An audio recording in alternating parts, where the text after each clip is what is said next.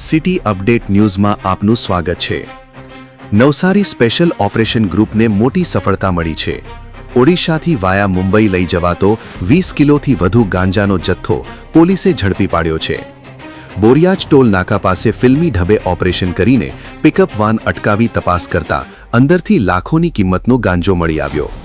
પોલીસે સ્થળ પરથી 2 આરોપીઓને ધરપકડ કરી છે।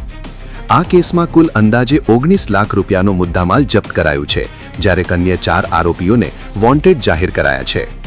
પ્રાથમિક તપાસમાં ખુલ્યું છે કે આ ગાંજો ઓરિસ્સાથી વાયા મુંબઈ મારફતે લઈ જઈ રહ્યો હતો।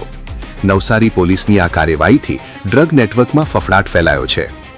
City update news Sufiyan Mulla, જોડાયેલા રહો, કારણ કે હવે શહેર નહીં સમગ્ર દેશ કહેશે, આ છે સિટી અપડેટ ન્યૂઝ।